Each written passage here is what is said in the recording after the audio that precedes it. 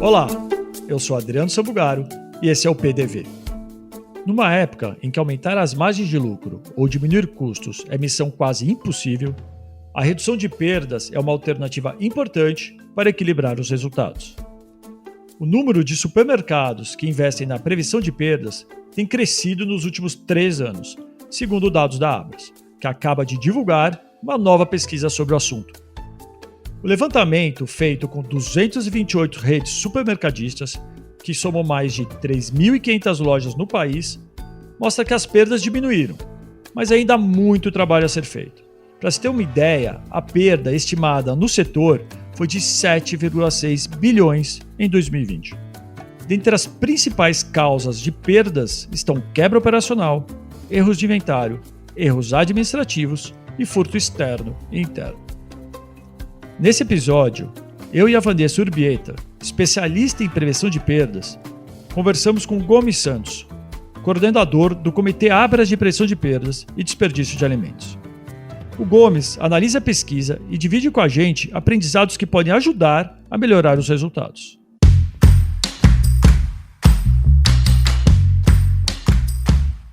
Gomes, a 21ª avaliação de perdas no varejo brasileiro de supermercados mostrou uma leve queda no índice, né? Foi de 1,82% do faturamento bruto em 2019 para 1,79% em 2020. Você acha que isso é motivo para comemoração? E quando comparamos essas mesmas perdas em valores, como é que fica essa evolução?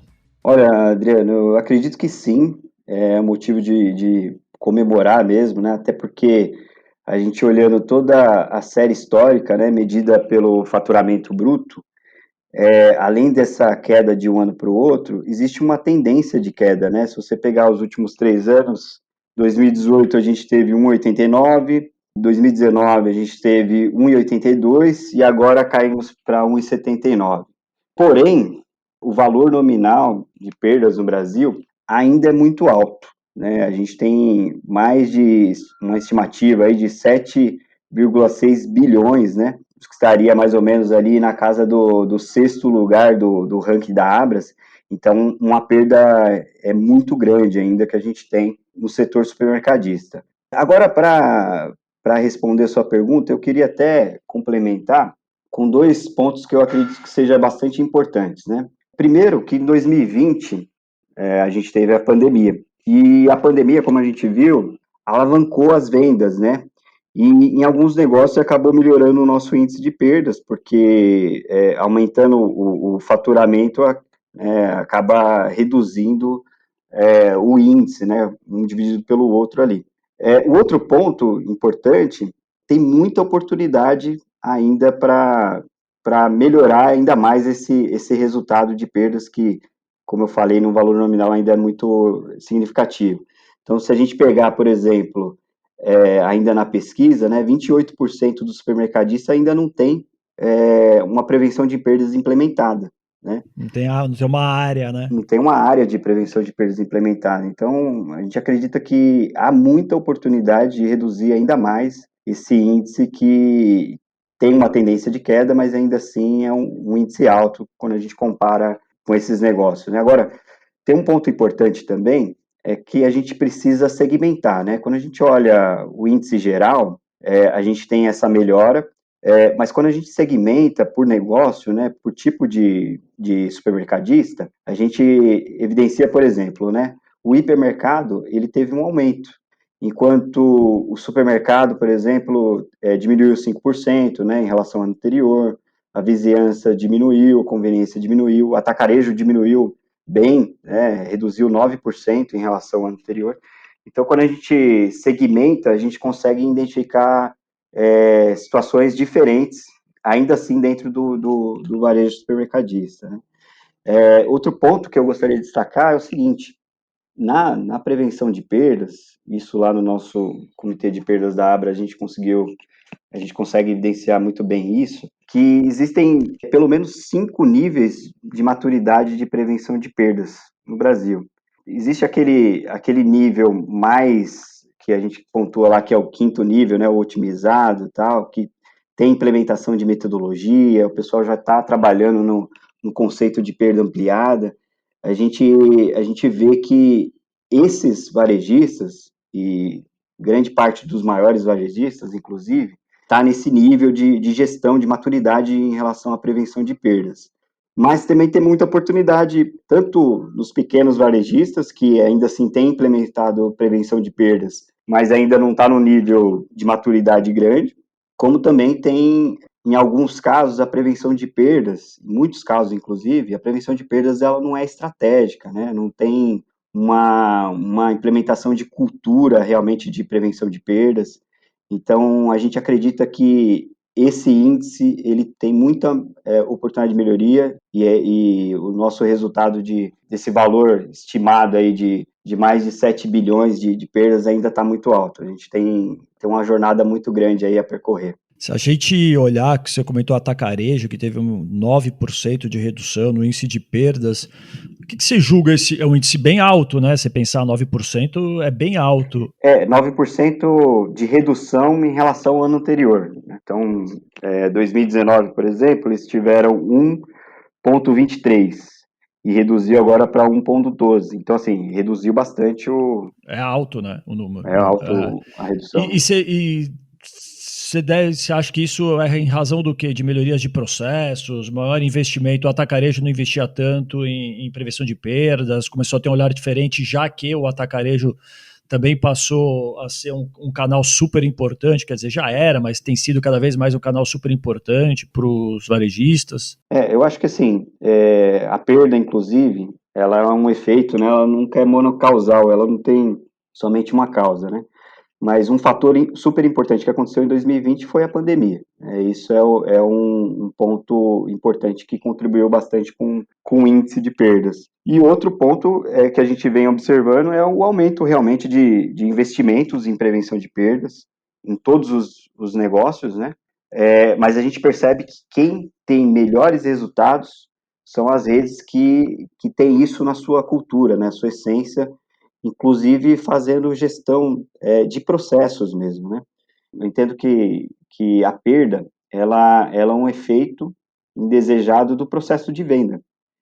Então, se alguma coisa lá no processo de venda, né, desde o comercial, passando lá pelo CD, né, toda a parte de supply chain, né, logística e tudo mais, até chegar na loja, o recebimento, armazenagem, manipulação, né, própria venda, o registro lá no PDV, se tudo isso ocorrer bem, a gente, em teoria, não teria perda, né? Mas a gente sabe que existe problemas, né? Problemas de processos, né? Problemas de controle e tudo mais. A prevenção, ela vai ajudar, vai contribuir mostrando esses números, né? Mostrando dados e fatos e não só olhar a linha específica de perdas, né? Eu costumo comentar bastante com o nosso time aqui que a prevenção de perdas ela tem que ter uma visão muito mais ampliada do negócio, né? Quando a gente tem uma visão somente na nossa linha de perdas, a gente pode estar perdendo dinheiro e pode estar contribuindo ali ou não agregando valor para a venda, por exemplo. Então, o profissional hoje de prevenção de perdas ele tem que estar com um olhar muito mais atento a todas as linhas da jornada do produto, né? Então, a linha de venda é super importante, a linha do custo é super importante, a própria linha de perdas é importante, e a última linha é mais importante ainda, né? A prevenção de perdas deve contribuir num processo maior aí na cadeia de valor do negócio, apresentando dados e fatos, né? Então, quando a gente fala de revisão de sortimento, ou se for tomar a decisão de proteger o produto com alarme ou não, se vai expor ou não, isso tudo é tomado uma decisão com base em dados e fatos. E esses dados, eles são específicos para cada negócio, né? Para cada loja, para cada cluster. Então, respondendo a sua pergunta, né, se o atacarejo melhorou o resultado, acredito muito que é em função dessa gestão por processo em toda a cadeia, desde o comercial até a própria área de venda lá na manipulação, venda, registro, enfim, tudo isso. E até pegando um gancho seu agora, né, Gomes, de falar da questão de loja, de manipulação, um número que chamou bastante atenção na pesquisa, né, que 81%, né, das perdas aí estão atreladas ao setor de perecível. Na sua opinião, quais são as principais dificuldades aí dos supermercadistas para reduzir esse número? Porque historicamente também, né, Gomes, o setor de perecíveis, ele é o setor que é o maior montante aí de perdas, né, e também possui os piores índices, né, geralmente. E se você pudesse, né, dar uma dica, né, orientação, né, para os varejistas que estão nos escutando, né, qual que seria essa dica para reduzir o indicador aí do setor de perecíveis? Olha, Vanessa, eu acredito muito que um dos principais problemas das redes supermercadistas é a falta realmente de cultura de gestão, exatamente, sabe? E aí, quando eu falo de gestão, é gestão por processo e gestão da própria prevenção de perdas em si. Então, quando a gente pega a perda, né, conceitualmente, então, assim, a perda, ela é sempre um efeito e não causa, né? Então, desdobrando aqui, né, a perda é um efeito indesejado causado por alguma anomalia no processo de venda. Como que a gente consegue melhorar esses resultados, né, ao longo de... E aí eu falo, essa fala não serve só para perecíveis, ela serve também para não perecíveis. É aplicar gestão com metodologia, né? O que a gente tem feito bastante aqui na Coop, e a gente tem visto também no mercado, é implementar melhorias de processo mesmo.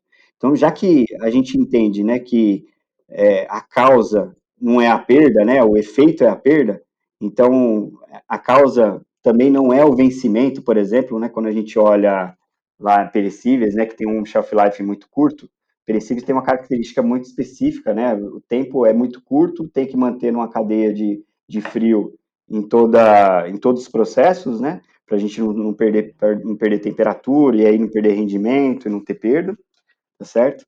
Então, como que a gente melhora isso? Implementando metodologias de gestão. Então, por exemplo, quando a gente implementa um PDCA, que é uma metodologia, em teoria, simples de entender, mas muito difícil de aplicar na prática, né?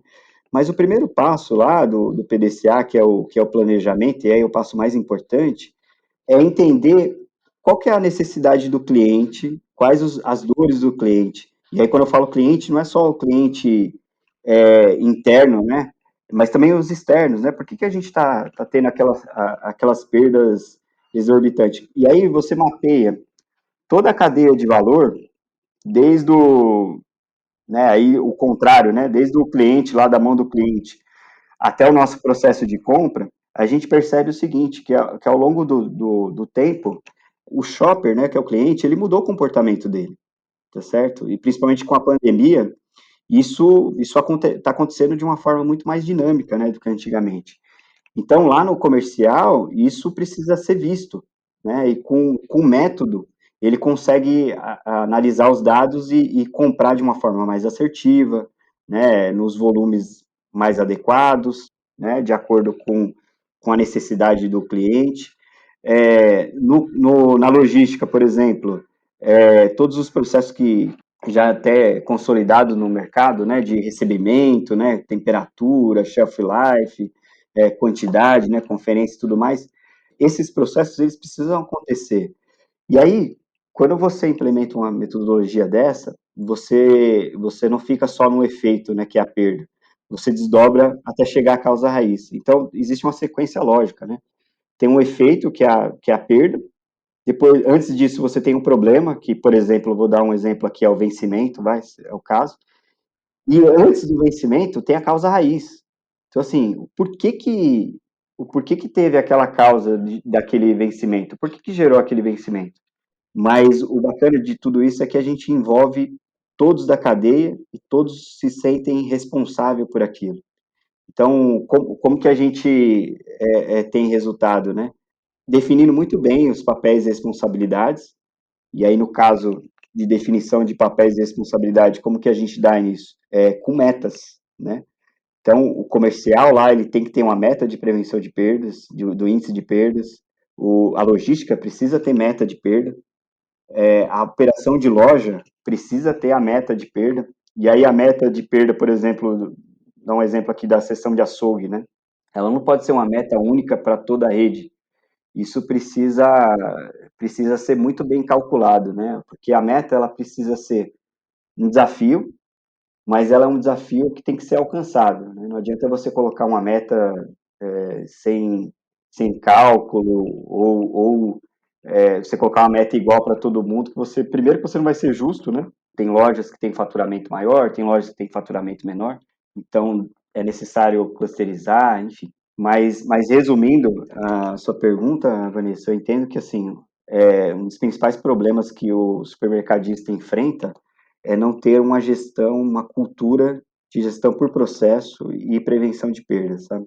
O Gomes, um outro ponto que chamou bastante atenção na pesquisa é sobre os recursos tecnológicos adotados, que praticamente todos os itens listados tiveram aumento na utilização em relação ao ano anterior.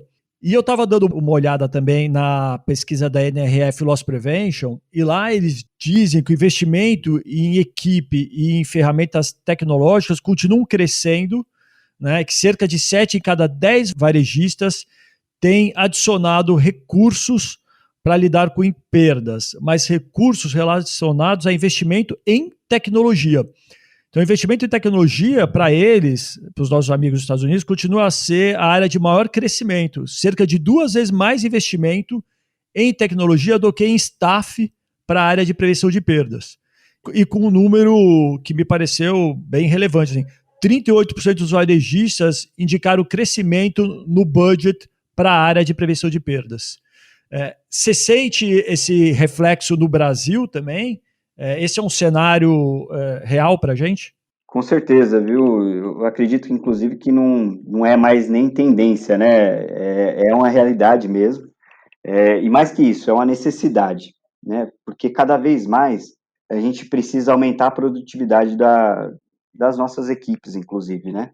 A gente precisa cada vez mais buscar a produtividade. A produtividade é fazer mais com menos ou fazer mais, pelo menos, com o mesmo, né? Então, aqui na empresa que eu trabalho, na Coop, a gente está num processo muito grande de expansão, né? Tanto no negócio supermercado, como também na drogaria. Então, a gente precisa cada vez mais produzir mais. E aí, para isso, não é contratando mais gente que a gente vai ser mais produtivo. É utilizar realmente de ferramentas tecnológicas, né? Então, a nossa capacidade analítica, a gente conseguiu melhorar muito, né, com a implementação de software de gestão para analisar desvios, analisar exceção. A gente consegue monitorar hoje toda a frente de caixa através de uma ferramenta de monitoramento e áudio, né? E aí a gente consegue fazer filtros, enfim. A tecnologia nos ajuda bastante nesse processo de auditoria, que, por exemplo, se a gente fosse fazer isso de uma forma manual, ia ser humanamente impossível, né? Então, a tecnologia ajuda a gente ganhar produtividade, a gente consegue fazer análises, né, de perdas, correlações, né, usando Big Data, né? Então, os BIs aqui da vida ajuda bastante a gente. É super necessário, porque a gente sai do achismo, a gente consegue, com dados e fatos, chegar realmente na causa raiz e ter ações concretas e ações que nos dão resultado tanto na redução de perdas como no aumento de venda. É uma realidade, a necessidade da gente utilizar ferramentas tecnológicas, ferramentas de monitoramento, enfim, todas as ferramentas possíveis para que a gente tenha mais produtividade, né? Tem um outro tema que está sempre em todas as pesquisas e sempre me chama muito a atenção, que é relacionado aos furtos. E aí você tem o furto interno, furto externo, enfim, mas tem o furto interno, ele sempre me chama a atenção, né? Porque ele sempre é um número razoável também, e, de novo, olhando outras pesquisas, né, e a mesma pesquisa da NRF que eu te comentei, 57% mais ou menos das organizações, eles enxergam que o combate ao furto interno é algo prioritário para eles. E aí todo ano a gente vê as pesquisas com número alto de furto interno. E aí, como que a gente combate isso? Talvez seja uma pergunta muito difícil de responder, né? Mas eu sempre tenho a sensação que o furto interno tem a ver com o senso de oportunidade ou uma falta de cultura na empresa, né, de combate à prevenção, enfim. Como tornar isso algo mais, já que é visto por todos, né, como um item importante dentro de perdas, o que a gente pode fazer para minimizar isso? O furto interno é um grande desafio, mas também é um desafio também o furto externo, né? Eu costumo dizer para o pessoal o seguinte, que a gente tem que tirar a faca ou o queijo da mão das pessoas, né? Se a gente deixar os dois junto, uma hora o cara vai lá e corta e come, né? Nesse processo interno, a gente tem que trabalhar muito forte nas questões de compliance, né? De ética, né? De conduta e ética. Então, assim, aqui na COP, por exemplo, a gente tem investido, inclusive a gente uniu as áreas, né? Hoje eu sou responsável por compliance, gestão de risco e prevenção de perdas. Então, em termos de compliance, a gente tem algumas ferramentas, né? Como, por exemplo, o canal de ética, né? O canal de denúncia. Esse é um canal super importante. Eu acho que o canal de ética, ele ajuda bastante. Outra coisa que é importante, que é estruturante até no programa de compliance, é o próprio código de conduta e ética, que deve ser entregado para cada colaborador, né? Para cada funcionário da empresa. Isso te dá um norte, né, do que você pode e o que você não pode fazer, né? E tem coisas que, assim, a regra é clara. Se você estiver fazendo coisas diferentes do que deveria ali, do que está no canal, no Código de Conduta e Ética, você vai ter sanções disciplinares ali, em alguns casos até ser mandado embora ter justa causa. Agora, existem pessoas que elas estão ali buscando a oportunidade, né? Em qualquer momento que tiver essa oportunidade, que tiver a falha no processo, eles vão lá e vão querer fazer alguma coisa errada. Então, o trabalho forte que a gente faz e que a gente sugere sempre é não deixar processos vulneráveis, né? A gente ter controles que façam com que as pessoas, pelo menos, não consigam fazer o que está errado, e se conseguir, existir um risco muito grande para ele de ser pego, entendeu? Sim, legal. Ô Gomes, antes da gente finalizar essa primeira parte do nosso bate-papo, eu queria aqui aproveitar e ressaltar a importância do trabalho desenvolvido pelo Comitê de Prevenção de Perdas da Abras e deixar aberto aqui o espaço para você divulgar, apresentar, convidar, enfim, para você mandar o seu recado para os supermercadistas que estão escutando a gente. Eu gostaria de dar um recado para os CEOs, para a alta direção, os donos de supermercado mesmo, né? Está cada vez mais acirrada a concorrência, né? A gente sabe que as margens dos supermercados são baixíssimas. Se você pegar a margem líquida final lá, ela é muito parecida, inclusive, com o nosso índice de perdas, né? Então, tudo que a gente conseguir reduzir na linha de perdas, a gente consegue realmente dar resultado na última linha e aumentar o lucro diretamente, né? A gente sabe que é muito difícil aumentar o preço, né? Porque você se torna menos competitivo. É difícil, é desafiador lá você reduzir seus custos, né? E despesa. Então, se você quer aumentar o lucro, se você é um supermercadista, um diretor de supermercado, CEO, se você quer aumentar seu lucro, invista em prevenção de perdas.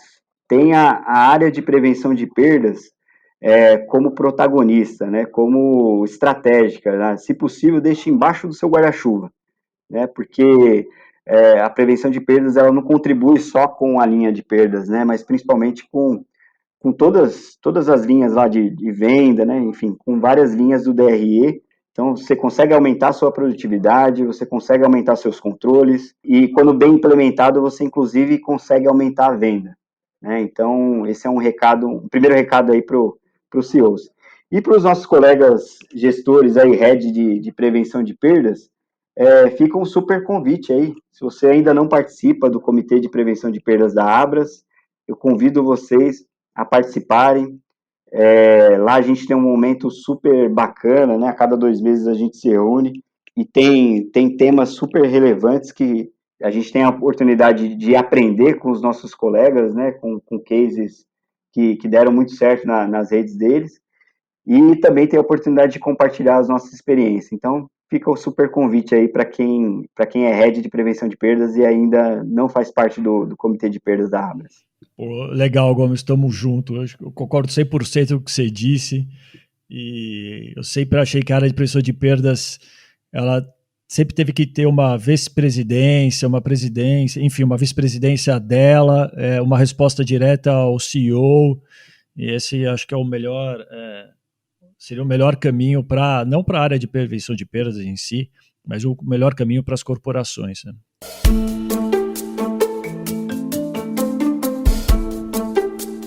O PDV é o podcast para quem quer ficar por dentro do varejo e na trilha da tecnologia. Sempre comigo, Adriano Sabugaro. Este episódio contou com o patrocínio da Gunebo e apoio do portal Varejo em Dia. A produção é da SoulPods. Não deixe de seguir o PDV na sua plataforma de áudio para ser notificado sobre os próximos episódios. Até a próxima, valeu!